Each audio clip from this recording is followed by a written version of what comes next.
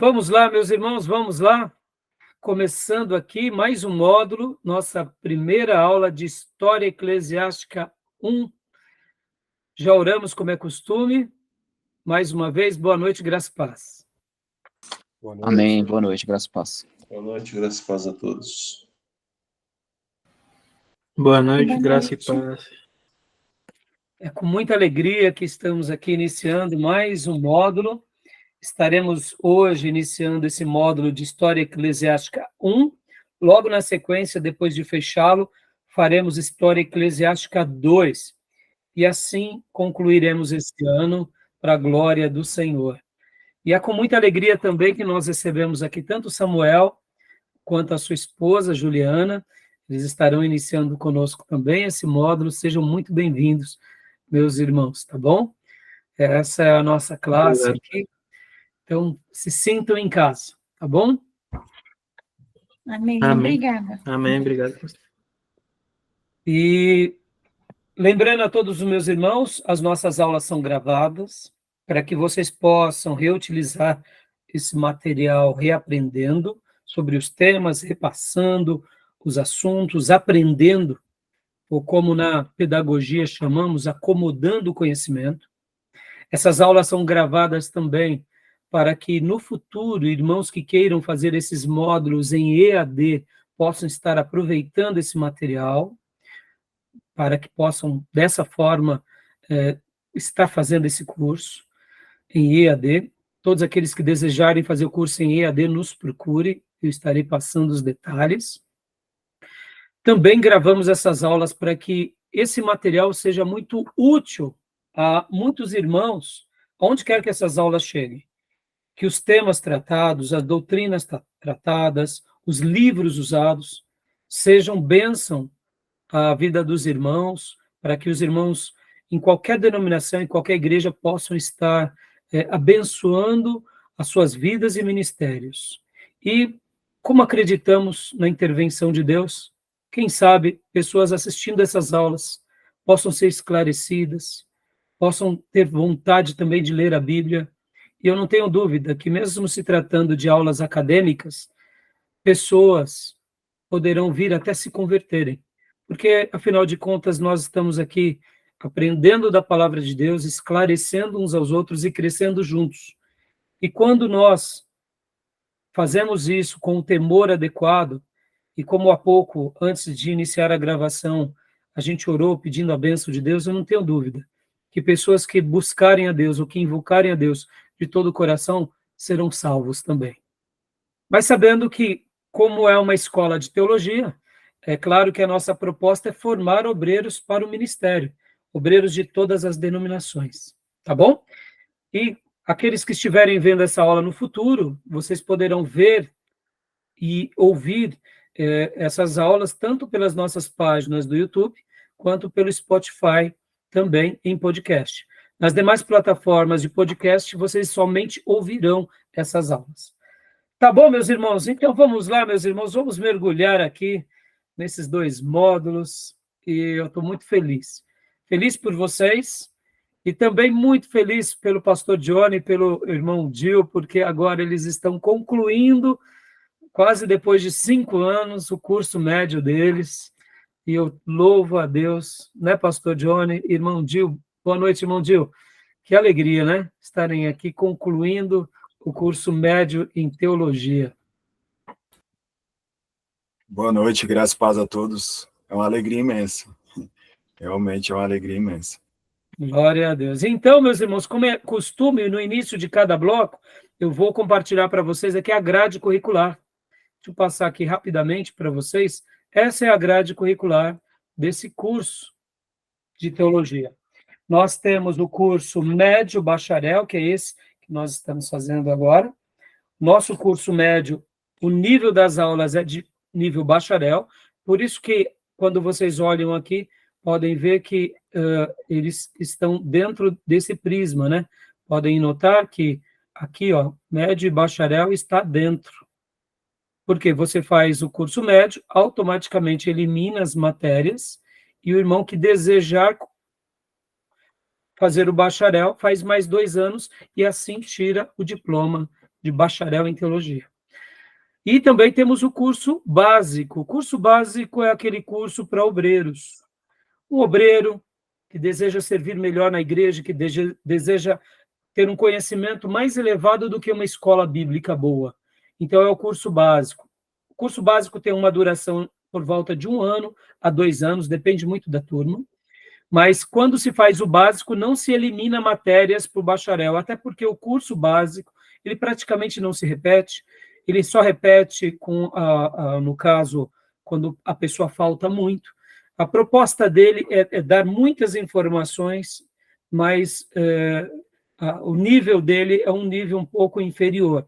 Já o curso médio e o bacharel é literalmente uma faculdade, né? No caso, uma faculdade de 3 anos, o curso médio, e somando-se mais 2 anos o bacharel. O curso médio é para formar pastores, evangelistas, missionários, pessoas que estarão prontas para conduzir um rebanho, ou serem obreiros de ministérios de liderança, e o bacharel é para serem pensadores, conhecerem as línguas originais, serem mais profundos, tá bom? Qualquer dúvida, nos procure, né? Aqui está a nossa grade. E agora a gente está dando esse curso, agora, como eu já disse para vocês, ele é modular, né? Então, tá bom? Alguma pergunta, alguma dúvida, meus irmãos? Amém.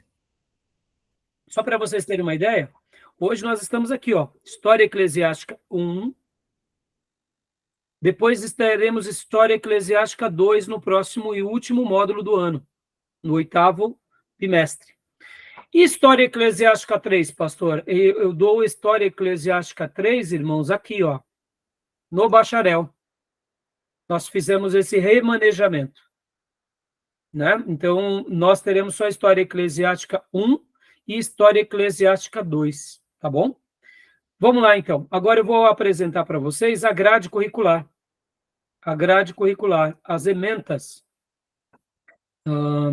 Eu estarei passando agora para vocês.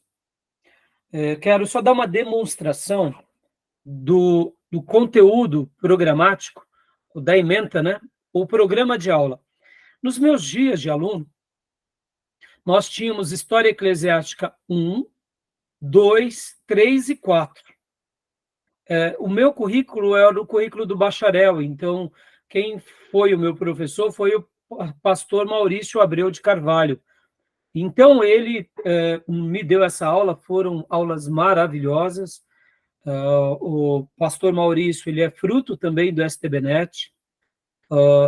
Ele fez depois História na USP, ele tem assim vários outros cursos, como pedagogia, ele é muito prolixo, muito sábio, e as aulas foram maravilhosas. Então, eu vou estar passando praticamente o suprassumo de tudo que eu aprendi com ele, e ao longo desses 30 anos na igreja, estudando, aprendendo com outros pastores e outros professores. Então, só para vocês terem uma ideia, nós estaremos fazendo uma síntese das 3 primeiras histórias eclesiásticas. Tá dando para vocês verem aqui? Tá dando para vocês lerem? Vou aumentar um pouco a letra, tá? Então, por exemplo, irmãos, olha só, o objetivo dessa matéria. Leia para nós, Júnior, por gentileza. Ok. Objetivos. Compreender os princípios da Igreja Cristã através da sua diversidade. 2. Incentivar a pesquisa histórica. 3. Analisar o contexto igreja e sociedade. Percebam qual que os objetivos aqui parece chover no molhado, irmãos, mas quem não conhece a sua história, ele está fadado a sofrer com os mesmos erros do passado. Conhecer a história, ela é fundamental para que a gente possa tanto aprender com ela, quanto também para que a gente possa não sofrer, ora, pelos erros que os nossos irmãos tiveram no passado. Eu não sei se vocês já notaram que uma nação forte valoriza a sua história. Uma nação forte, ela tem o quê? Um conhecimento dos seus antepassados, os pontos altos, os pontos bons, e ao mesmo tempo eles preservam. Agora, uma nação como somos, né, brasileiros, temos 500 anos de história, mas percebam, irmãos, como alguém já disse, que no Brasil até a história nossa ela é incerta. Não é assim? Concordam com isso, irmãos? Porque podem ver, na cultura brasileira, não há uma ênfase em valorizar a nossa história. Estou falando aqui de forma crítica, né? Não sei se vocês pensam a mesma coisa. Mas pode ver que até o passado no Brasil é incerto, porque em certos momentos, aqueles que estão no controle da nação, eles tentam apagar os erros e tentam remontar a história. Eu sei que isso eu posso dizer que é uma atrocidade com os fatos, mas nós não podemos negar que isso é uma realidade. É uma realidade que alguns povos, alguns grupos gostam de fazer, porque é uma maneira de você tentar manipular o presente quando você tenta apagar o passado. E conhecer os princípios da história, e principalmente da história da igreja cristã, isso torna muito relevante, porque agora a gente vai estar trabalhando aqui nesse módulo, como disse aqui, compreender os princípios da igreja cristã, ou seja, nós não estaremos agora entrando numa história mundial, numa história universal. A gente estará focado na história do cristianismo, desde a origem, que é com Cristo, depois com os apóstolos, a igreja primitiva, depois o primeiro século, e aí a gente vai estar desenvolvendo todos os demais séculos paulatinamente. Por quê? Porque aí, conhecendo um pouco, a gente conhece um pouco a nossa diversidade. E, ao mesmo tempo, a gente incentiva os alunos ao quê? A fazer essa pesquisa, a conhecer um pouco o seu legado. Para quê? Para que a gente entenda um pouco o porquê somos como somos, o porquê chegamos a ser da forma que somos, ou quais foram os fatos que geraram, que fizeram com que nos tornássemos o que de fato chegamos a ser. Então, tudo bem aqui dentro dos objetivos? Alguma pergunta? Continua lendo para nós. Não, pastor. Ok. Tomé, dentro ainda de História Eclesiástica 1, essas são as pautas. Leia para nós, Tomé, por gentileza. Conteúdo. Só leia aqui, não precisa ler unidade, não. Só leia da Idade Antiga e tal. Idade Antiga, conceito de história da Igreja. Eventos preparatórios para o advento do Evangelho, né? Deve ter do Evangelho. A Igreja de Jerusalém, cristianismo primitivo. A Igreja Apostólica, relações entre o cristianismo e o Império. Unidade 2, né? Surgimento de seitas e heresias. A reação da Igreja. Pais da Igreja. Período anti- e pós-nicenos. E aí, unidade 3? A Igreja e as perseguições. A Igreja sob a proteção de Constantino. A política eclesiástica de Constantino em debate. Agostinho e a influência de sua doutrina. Ou seja, vocês notarão, quem já conhece a história, que aqui a gente estará trabalhando nos primeiros séculos. Olha só que interessante. Então, a gente vai desde a Igreja de Jerusalém, a Igreja Apostólica, e depois a relação com o Império. Vamos pontuar alguma coisa sobre as seitas e heresias que surgem naquele momento da história. Vamos mostrar como os pais da Igreja, ou como a patrística reagiu, e vamos entrar nesse período aqui antes e pós-nicenos. E aí depois a gente vem para essa parte da história, que é a Igreja e as perseguições, como é chamado também no material, que eu já irei apresentar para vocês, como a Era dos Mártires. Falaremos também sobre essa influência que Constantino, o imperador romano, teve sobre a Igreja, e aí a gente vai estar encerrando esses debates ali já com Agostinho e algumas doutrinas de Agostinho. História Eclesiástica 1 trata dessa síntese. Já a História Eclesiástica 2, olha só que interessante, irmãos, podem ver, aqui já Quando eu fiz o seminário, foi dessa forma. Agora, pode ver que a História Eclesiástica 2 é praticamente quase as mesmas questões, né? Pode ver que os objetivos é compreender a igreja cristã atual, com suas idiosincrasias e diversidades, através do estudo da história, incentivar a pesquisa histórica ainda incipiente da igreja brasileira.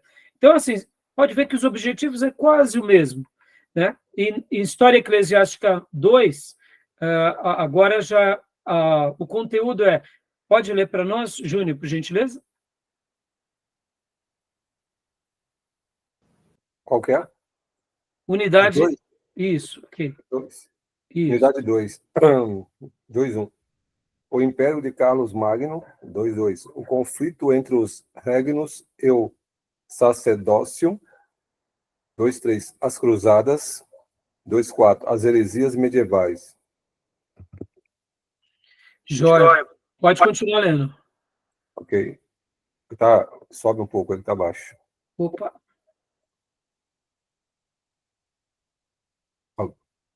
Mais um pouco.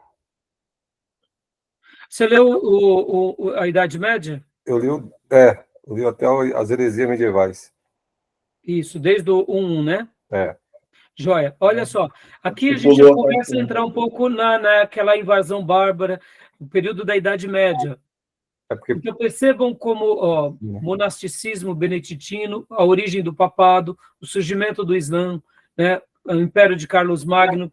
Olha, aqui a gente já entra na Idade Média, né? Pode ler o 3.1, então, Júnior, por gentileza. Ok. É que você tinha colocado só a unidade 2, a 1. Ah, desculpa, então, unidade 1, Júnior, pode ler. Tá. Unidade 1, Idade Média, a invasão bárbara. 1.2, monasticismo beneditino. 1.3, a origem do papado. 1.4, o surgimento do Islã. E unidade 2.1, Império de Carlos Magno. 2.2, o conflito entre os regnos e o sacerdócio. 2.3, as cruzadas. 2.4, as heresias medievais. Agora o 3.1. 3.1, as ordens mendicantes, franciscanos e dominicanos. 3.2, a atividade teológica, os pré-reformadores, Wycliffe e Hus. 3.3, a Renascença. Jóia. Então, irmãos, olha só, como a gente viu há pouco, né, dentro dos objetivos, né, compreender a igreja cristã atual com suas idiosincrasias, né, até essa palavra um pouco diferente, né, irmãos? O que seria essa palavra, né? Deixa só um minuto. Essa palavra, né, na realidade, seria características peculiares da história, né? Então, a gente vai tentar entender a Idade Média a partir dessas características peculiares e das diversidades. Desde a invasão bárbara, surgimento, né? Podem ver que aqui já começa a história do catolicismo, não mais aquele catolicismo raiz, mas o catolicismo romano. Pode ver que já surge a origem do papado, vem com a história também do Islã, algumas histórias de Carlos Magno, do Império, as cruzadas, as heresias medievais, aquela ideia muito peculiar que a gente entende que, de onde sai, por exemplo, essa ideia de voto de pobreza, por exemplo. Por que a Igreja Católica Apostólica Romana tem o voto de pobreza? Aí a gente vai entender um pouco melhor o que são as ordens mendicantes, franciscanos e dominicanos. E aí a gente vai chegar praticamente aqui na Reforma. Então, percebam que toda a nossa grade de História Eclesiástica 1 e História Eclesiástica 2, a gente vai estar trabalhando, fazendo uma ponte entre o material ao longo da história. É claro, como eu disse, nós estaremos agora entrando em História Eclesiástica 1. Né? A gente vai estar entrando em História Eclesiástica 1. Então, a gente não vai chegar até a Reforma Protestante, tá bom? em História Eclesiástica 2, que a gente vai chegar lá, tá bom? Mas eu só estou mostrando aqui para vocês como que era a minha grade, tá bom? Só para vocês terem noção. E agora, rapidamente, a História Eclesiástica 3, que é a Idade Moderna, né? É a Reforma Luterana, Reforma de Zwingliana, Movimento Anabatista, Calvino e a Predestinação, Reforma Anglicana, Reforma Católica e Contra-Reforma, e aí vai vir cristianismo nas colônias espanholas da América, no Brasil, nos Estados Unidos, e algumas outras acréscimos, né, como os arminianos, puritanos, as igrejas livres, os quáqueres, petismo, moravianos, e aí a gente encerra. Então, na realidade, tanto História Eclesiástica 1 quanto 2, nós estaremos fazendo um apanhado daquilo que eu aprendi em História Eclesiástica 1, 2 e 3. E como eu disse, somente aqueles que forem fazer o curso bacharel, aí eu estarei depois dando História Eclesiástica 4, que no caso nosso hoje corresponde à História Eclesiástica 3, que aí já vem mais como uma ideia da idade contemporânea, depois da Revolução Francesa, a Nova Europa. E aqui esse é o tema somente para aqueles que forem fazer o bacharel, tá bom? Teologia protestante na Inglaterra, na Alemanha, teologia católica, missões na Ásia, na Oceania, protestantismo no Brasil, seitas cristãs nos Estados Unidos, movimento ecumênico, o evangelho da Guerra Fria, a teologia da libertação, movimento pentecostal e a igreja de hoje. Então, aí a gente encerra esses módulos de história eclesiástica. 1, 2 e 3. Mas lembrando que esse assunto que eu acabo de apresentar é dado apenas no bacharel. Tudo bem até aí, meus irmãos? Ok, Tranquilo? tranquilo. Né? Bastante assunto, né, Júnior? Bastante. Então, Bastante assunto. Eu tenho essa obra aqui, ó, simples. como não está dando para ver, encosta mais na câmera. Não está desfocando, Júnior, você acredita? Você Eu acho que você tem que depois... Tira uma foto e manda no... isso. História da Igreja Cristã. Ótimo. Levanta um pouquinho o seu rosto. Joia. Agora deu para ver. Bom, Júnior. é muito bom. Você tem esse livro, né? Tem, muito bom, da Editora Vida. Muito bom. Então, agora eu vou mostrar para vocês qual é o livro que vocês vão ter que comprar, meus irmãos. Olha aqui, ó. Deixa eu mostrar para vocês. Vocês vão ter que comprar esse material. Vou pegar aqui.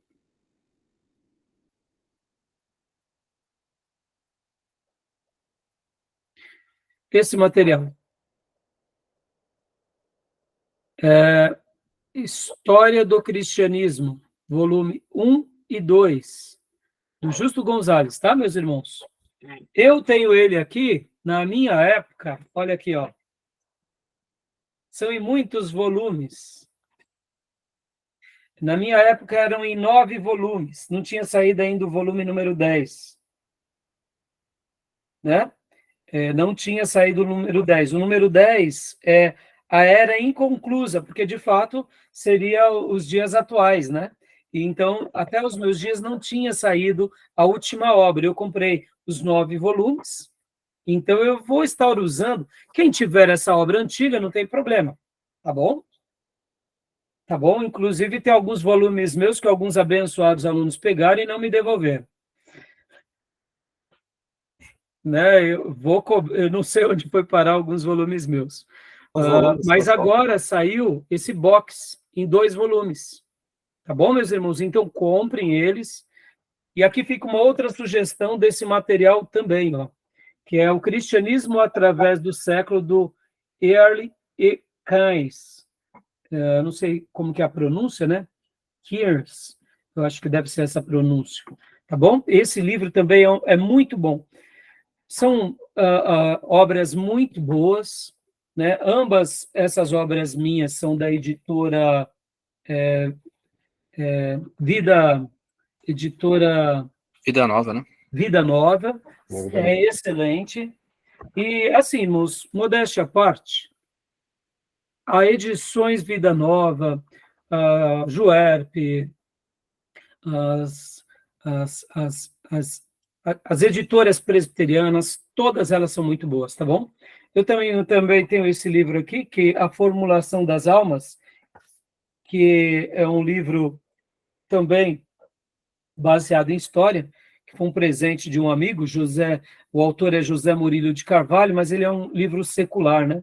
Que mostra um pouco sobre a história do Brasil e alguns períodos, né, da história, principalmente ali do final do século XIX. Essa é uma matéria, meus irmãos, que vocês terão que ler muito, mas ler muito, para poder absorver o maior número de informação, né? Porque, como eu disse, é um assunto muito vasto. Nós estaremos estudando 2.000 anos de história, irmãos. A gente não está estudando aqui 20 anos de história, são 2.000 anos. Então, é muito assunto, né? Tá bom? Alguma dúvida até aí? Alguma dúvida? Não?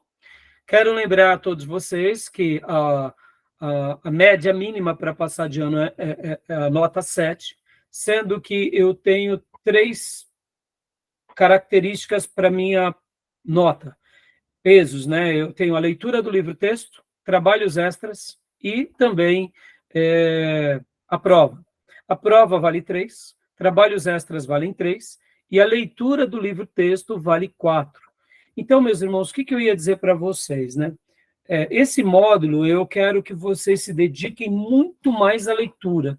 Passarei alguns trabalhos extras, sim, mas praticamente a maioria dos trabalhos extras que eu passarei para vocês, ou serão aulas de historiadores. Deixa eu dar aqui também mais uma recomendação para vocês. Olha só, irmãos, olha só. Deixa eu passar para vocês aqui. Isso daqui. Aqui, ó. Ó, esse irmão aqui. Eu não conheço ele, mas eu já acompanhei parte do material dele e gostei demais. Olha só.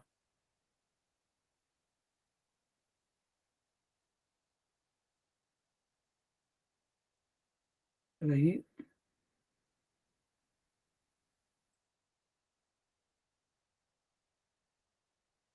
Aqui, ó.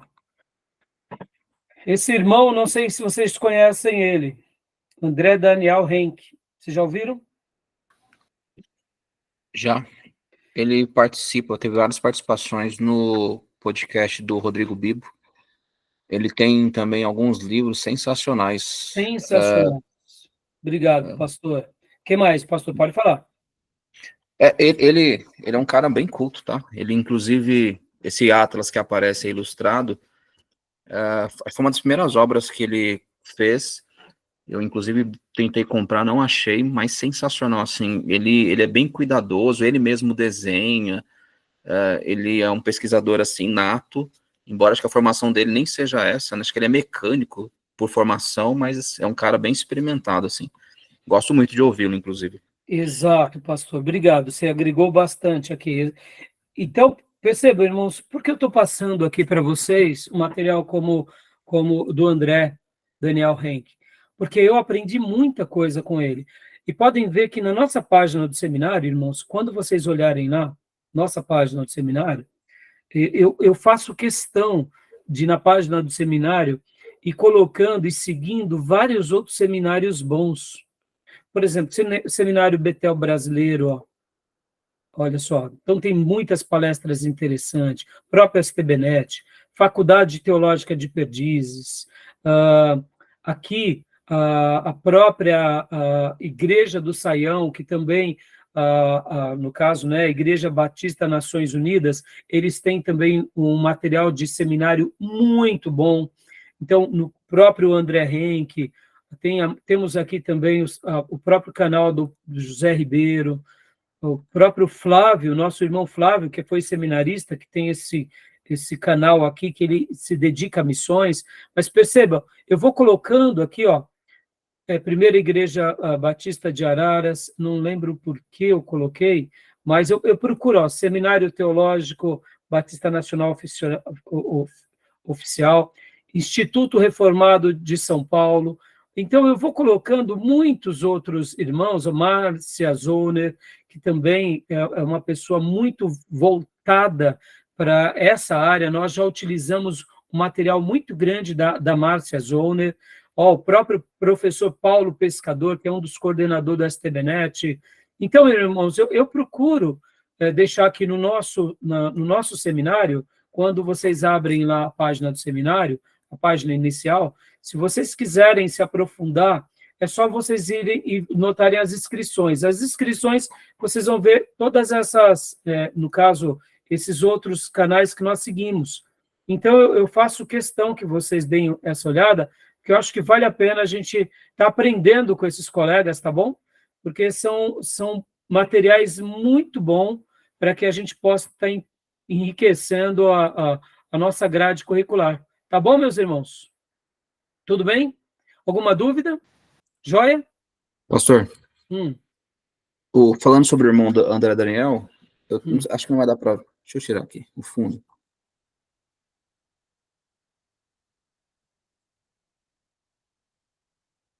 Não está dando para ver por causa do fundo. Põe no seu rosto. Põe no seu Daqui rosto. a pouco. Não, né? Vamos construir...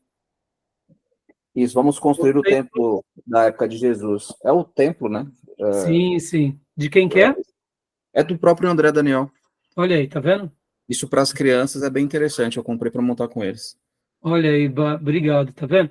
Então, meus irmãos, e aqui, ainda agregando um pouco mais para vocês, eu estarei passando materiais para vocês do Saião, do Franklin Ferreira, do Nicodemos e do Hernandes Dias Lopes. Como eu disse para vocês, e do próprio professor Maurício Abreu, graças a Deus, hoje nós temos bons historiadores, excelentes teólogos, que vão agregar muito para a nossa formação, tá bom? Beleza até aí, meus irmãos? Tranquilo?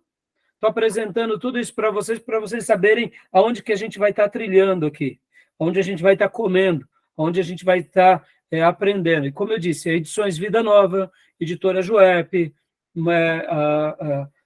Teologias Reformadas, Editoras Presbiterianas, tá bom? Beleza, meus irmãos? Alguma pergunta mais? Não? Tranquilo? Então, irmãos, agora vamos lá. Vamos, então, mergulhar um pouco, agora, no material em si. Vamos lá, vamos para o material. Eu, como costume, quero começar a aula de hoje lendo um texto bíblico. Lendo um texto bíblico com vocês. Né? Quero ler um texto bíblico. Esse assunto da história eclesiástica, para alguns, pode ser um assunto assim não tão relevante, como, por exemplo, teologia sistemática. Mas, meus irmãos, eu ouso e afirmo para vocês que a história eclesiástica ela é muito importante. Como eu disse para vocês, quem não conhece a sua história está fadado a muitos erros. A muitos erros. E para que a gente leia o texto bíblico e comece agora o nosso material, eu queria apenas dizer isso para vocês. Não tem como ser um cristão sem conhecer a nossa história. Concorda? Concordo. Inclusive, o Justo Gonzalez, no volume 1 do livro, eu tenho a versão compactada, que o senhor mostrou aí. Ele fala uma coisa bem interessante, né, sobre a nossa história como cristão. Não começa no nosso nascimento, mas começa há 2000 anos atrás. Ele já fala isso bem no comecinho do livro. Eu achei brilhante. E realmente é uma realidade, né? Nós estamos aqui hoje, graças a Cristo, obviamente, mas por conta desses irmãos, que ao longo de todo esse tempo levou a palavra de modo a chegar até nós. Obrigado, pastor. Exatamente. Era isso que eu quis dizer há pouco, e você trouxe as palavras do Justo Gonzalez com propriedade. Podem ver, irmãos, nós jamais entenderíamos o projeto de Deus na nossa vida se nós não voltássemos na história de Cristo e na história da igreja primitiva. Ou seja, talvez nós não conheçamos tão bem a história da nossa família. Os nossos antepassados, nossos avós, bisavós, tataravós. E percebam que, como brasileiros, isso acaba sendo até um defeito nosso. Nós nos preocupamos apenas com hoje e o que conquistaremos amanhã. Mas Quem foi que preparou as bases para nós, como família? Foram os nossos ancestrais. E quando a gente consegue preservar a nossa história, a gente tem um legado que a gente preserva. E no momento que nós fomos enxertados na oliveira, na videira verdadeira, e a gente desfruta de tudo que Deus deu para nós, nós fomos colocados agora onde? Em Cristo e na história da igreja. Por isso que um verdadeiro convertido, ele tem esse zelo. Ele tem esse zelo com a história, ele olha para trás, ele fala, eu sei de onde nós saímos, há 2000 anos atrás. Com essa obra feita com Cristo, né, consumada por Cristo, e dado sequência pelos apóstolos e pela igreja primitiva. E quando a gente olha com muito zelo ao longo desses 2000 anos de história, a gente realmente a gente sabe o que fazer hoje e como se preparar para deixar uma igreja saudável para amanhã, né? Então é isso aí. Alguém quer comentar mais alguma coisa sobre esse assunto, meus irmãos? Júnior, você que gosta muito de história. Assim, muito importante. Esse livro que eu acabei mostrando, eu já li ele em outra ocasião, e ele é bem conciso, faz um resumo de toda a história da igreja a partir do século 30 de Cristo. E vai caminhando na história, muito bom. E tem um outro livro bom também, que é o do Bruce Scheller, que é da Universidade de Iowa, Estados Unidos, e também é seminário teológico conservador, muito clássico, muito bom. Joia. Você falou século 30, ano 30. Eu acho que você quis dizer ano 30, né? O ano 30, isso. Isso. Então, não, é isso aí, Júnior. Muito bom, Júnior. E, irmãos, como eu disse, a gente vai estar aprendendo juntos aqui, né? A gente vai estar aprendendo juntos e irmãos, quando a gente para, né, por exemplo, para avaliar todos esses materiais, é uma síntese de 2000 anos de história, né? Então, percebam que, assim, a gente precisa ter referências de bons autores e de bons pensadores, porque vamos imaginar aqui, hipoteticamente, que a gente está dando ouvido para apenas alguns contadores de história que vão inventando, colocando fatos e que de fato não aconteceu. Por isso que, assim, a gente tem que tomar muito cuidado com o material que a gente lê, com o que a gente aprende. Porque muitas vezes a pessoa ela se passa por um erudito, mas não é um erudito, né? E a nossa proposta aqui é aprender com aqueles que são eruditos, como o Justo Gonzalez, como o Kers, como grandes outros nomes, né, como o Júnior mencionou, faculdades sérias, seminários sérios, porque senão a gente pode estar correndo do risco que acontece muito com as seitas. Pessoas mal intencionadas ou por causa de vaidades dizem fatos e que não aconteceram, né? Simplesmente para querer criar um enredo, um sofisma, para, sei lá, infelizmente existe muito disso, né, irmãos? Então a gente tem que tomar um certo cuidado, tá bom? Bom, meus irmãos, vamos ler um texto bíblico. Eu quero ler com vocês, como é costume, eu sei que já estamos chegando no final desse módulo, né? Mas vamos ler um texto bíblico, porque hoje, sempre na primeira aula, a gente passa a grade curricular, passamos a ementa, é uma aula mais introdutória, né? Eu tive que mostrar esse material para vocês, então demoramos um pouquinho mais. Mas vamos ler o texto bíblico que está em Daniel, capítulo 4, versículo 3 e versículo 34. Vamos ler? Eu, inclusive, abri aqui, né? E estarei compartilhando aqui com vocês. É aquele texto também de Daniel, que fala sobre o Senhor na história. Leia para nós, Tomé, versículo 3, Daniel 4, 3, está aqui, eu abri a Bíblia online, né? Estava até Versículo aberto aqui. 3 e versículo 34 para nós. Já estava até aberto aqui em cima da mesa. Ah, é? Pode ler para nós, Tomé. Quão grandes são os seus sinais e quão poderosas as suas maravilhas. O seu reino é um reino sempre eterno e o seu domínio de geração em geração. Joia. Essa é aquela história de Daniel muito linda, não vai dar tempo de lermos tudo aqui agora, mas vamos ficar apenas com esses 2 versículos. E agora leia para nós o versículo de número 34 também, Tomé, por favor. Mas ao fim daqueles dias, eu, Nabucodonosor, levantei os meus olhos ao céu e tornou-me a vir o meu entendimento, e eu bendisse o Altíssimo, e louvei e glorifiquei ao que vive para sempre, cujo domínio é um domínio sempiterno, e cujo reino é de geração em geração. Glória a Deus. Esse texto é aquele texto em que Daniel, que o rei tem aquele sonho sobre a imagem de ouro. Ele sonha e depois vem a interpretação, né, de Daniel. E Nabucodonosor, se não me engano, é isso, o sonho de Nabucodonosor, né?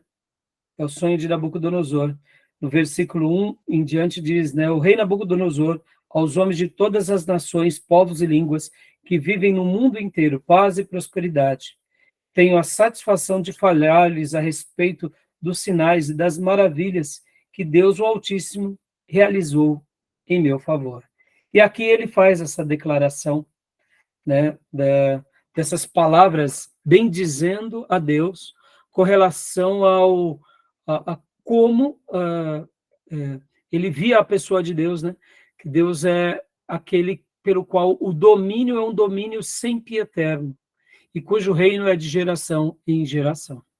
Peguei esse texto aqui, meus irmãos, porque a história de Daniel, tanto aqui no capítulo 4, quanto nos demais capítulos, é uma história muito linda no que se diz respeito ao cumprimento das profecias e da manifestação de Deus na história. Segundo alguns teólogos, e até eruditos, e principalmente críticos, eles vão dizer assim que somente Deus poderia ter feito algo tão grandioso com a vida de Daniel lá na Babilônia.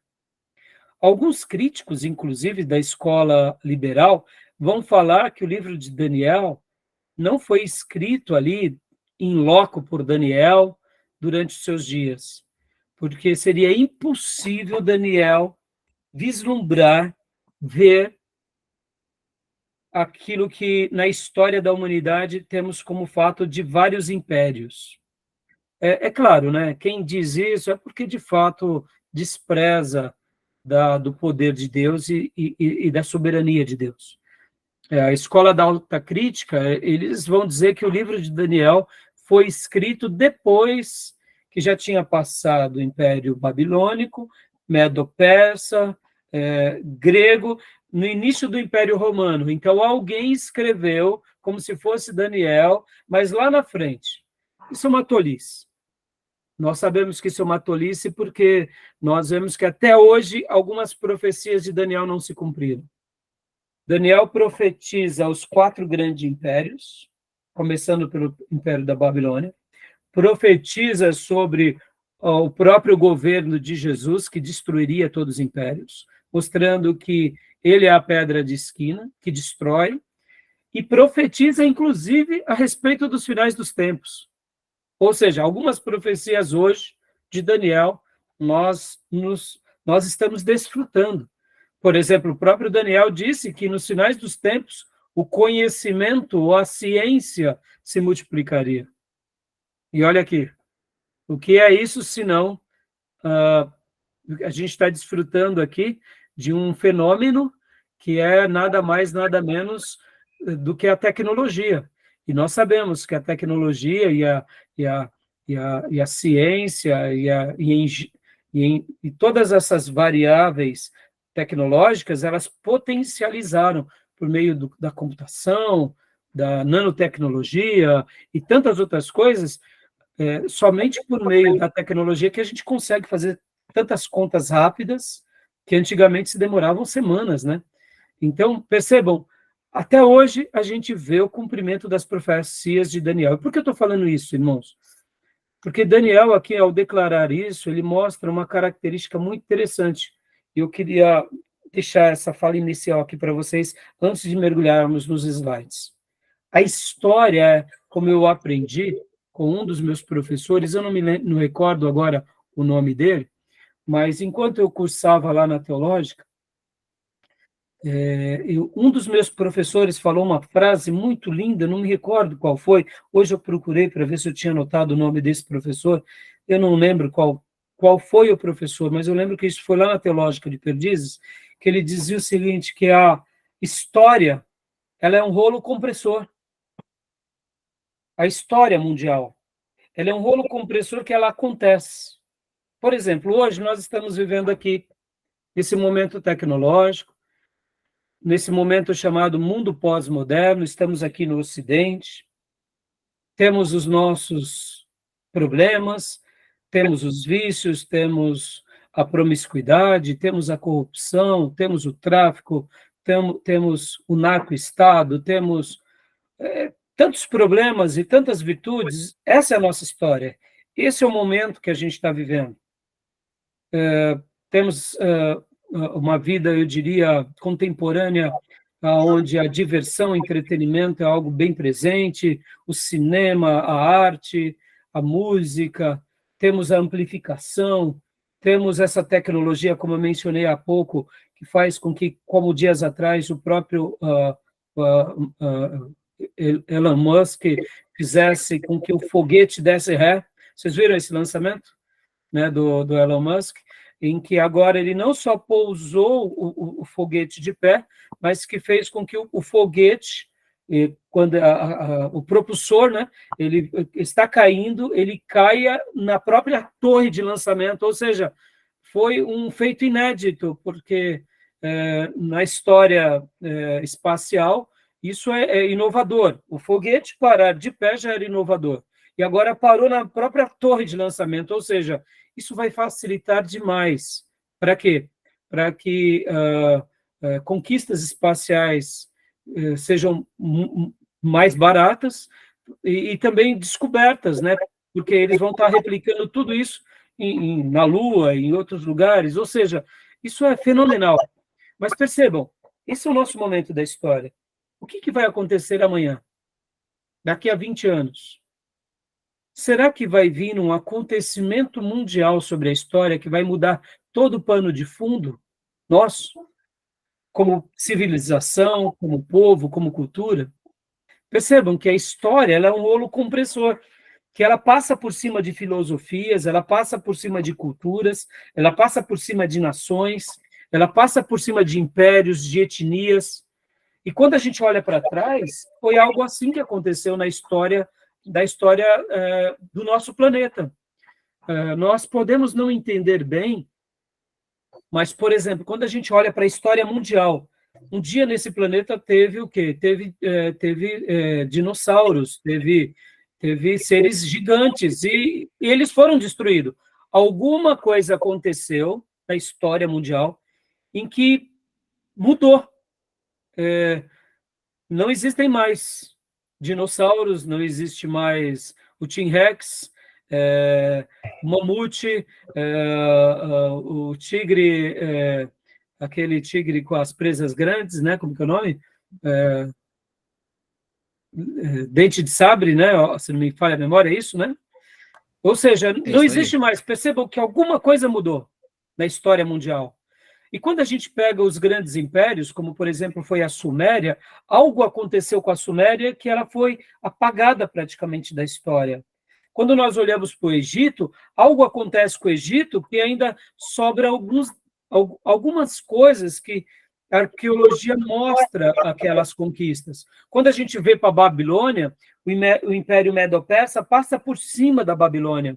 Depois a gente vê o Império Grego, ele passa por cima do Império Medo-Persa, e depois a mesma coisa acontece com o Império Romano, depois a gente tem o Império Bizantino, depois temos o Império Mongol, ou seja, percebam como a história ela vai sendo recriada. E acontecimentos, muitas vezes, acontecem, literalmente um rolo compressor. E por que eu estou falando isso para a gente pontuar aqui nesse primeiro dia de aula?